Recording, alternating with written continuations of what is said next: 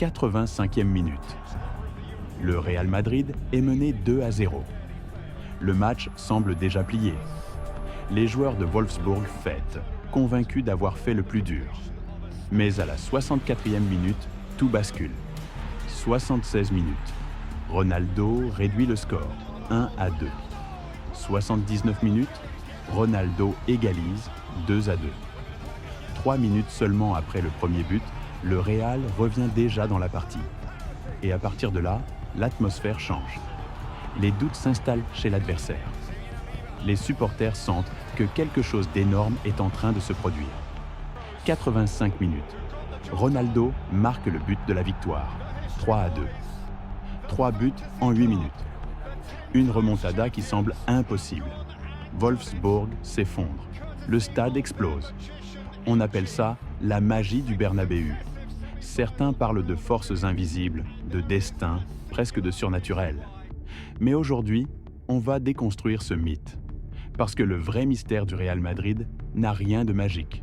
Et c'est encore plus fascinant.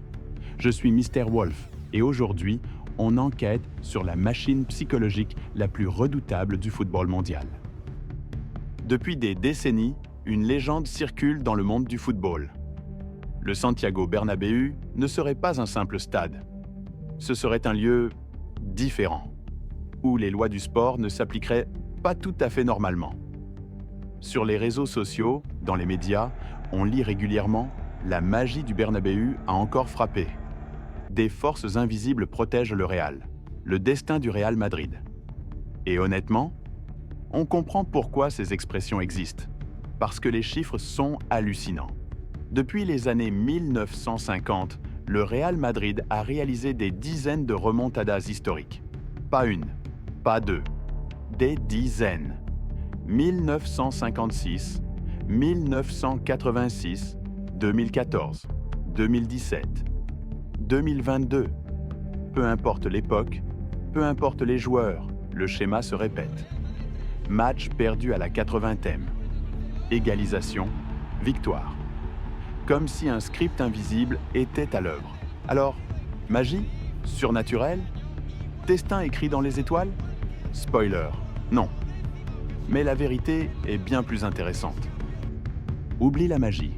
Ce que le Real Madrid a construit, c'est une machine psychologique. Et cette machine repose sur 3 piliers documentés par la science du sport. Pilier 1. L'avantage psychologique du Bernabéu. Premier élément, l'effet du public. 80 000 personnes qui hurlent, sifflent, poussent leur équipe. Ça paraît évident, mais les études en psychologie du sport le confirment. L'avantage à domicile est réel. Mais au Bernabéu, cet effet est amplifié. Pourquoi? D'abord, l'intensité acoustique. Le stade est conçu pour amplifier le bruit. Les adversaires témoignent régulièrement d'une atmosphère suffocante qui les déstabilise. Ensuite, la pression émotionnelle. Les arbitres, même inconsciemment, sont influencés.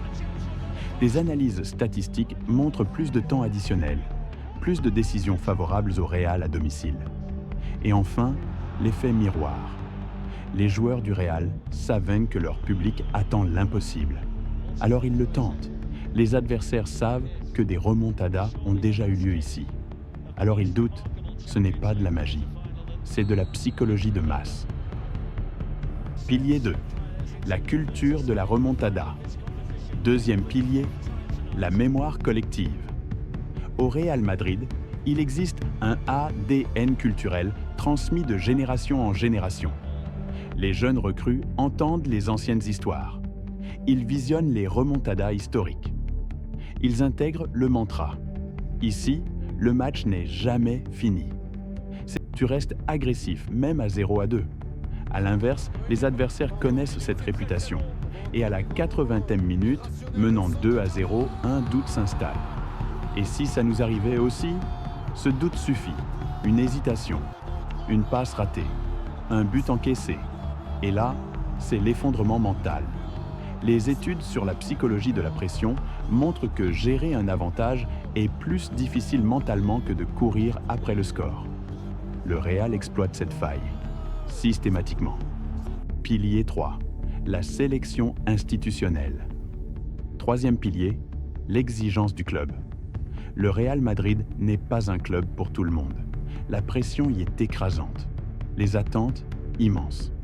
Résultat, une sélection naturelle s'opère. Les joueurs qui ne supportent pas cette pression partent ou échouent.